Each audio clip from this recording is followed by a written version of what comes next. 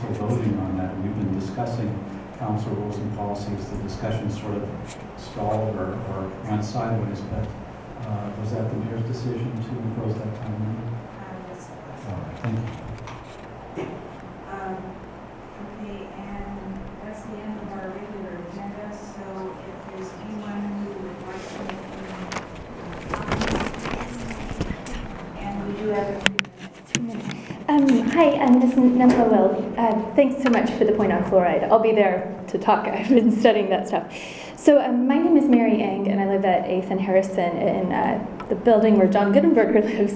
So I wanted to speak about the DOJ issue with their recent ruling that is going to have a very widespread impact on how we treat the homeless, and it has involved them declaring camping bans unconstitutional and advising a court in Iowa that any kind of attempt to ticket a homeless person for sleeping is cruel and inhumane. And I first heard this on NPR one day, and it was a DOJ attorney, Vinita Gupta.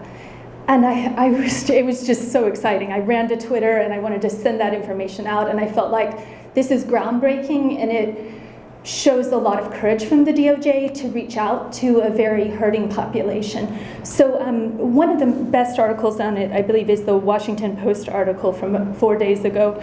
And then there's a link to the court case in Iowa where they provide a long-winded advisory opinion in a lot of legal jargon that I think is going to be huge for us. I actually put fluoride on my list today of things to talk about. And when I came to the Meet the Mayor event when I was a new citizen here in Astoria, I brought the issue up thinking there would at least be room for discussion. And I got shut down very quickly saying, no, that stuff's great for my son's teeth. It's worked great for my kids. They don't have cavities. Therefore, it's not under discussion. And for me, I was approaching it from a larger issue of biomedical ethics, forced druggings, diverse medical conditions. Prozac may be great for some people, but we don't put it in the water. And that could go on for any kind of drug that may have some small, minute benefit. So I definitely believe that a more democratic process on how we vote on forced medication will, it provides kind of a conundrum and an oxymoron about democracy, because we don't have, if 52% of the population want to force thorazine in the water, are we going to say, yes, therefore a majority has decided our right to choose our own medical autonomy? And I think looking at medical privacy law and medical rights in terms of self-determination might be helpful towards our understanding of what our rights are to be fluoridated. And there are indeed studies regarding overweight too, like a metabolism slowdown.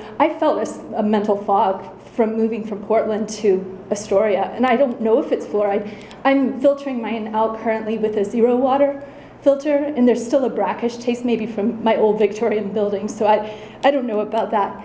In regards to the minutes, I feel like we might be past, but drunk driving is not cool, and all the accolades for the drunk mayor I found rather offensive. I lost a friend to a drunk driving incident. And I think there's a way to respect people without condoning their behavior or whitewashing their reputation. And I don't...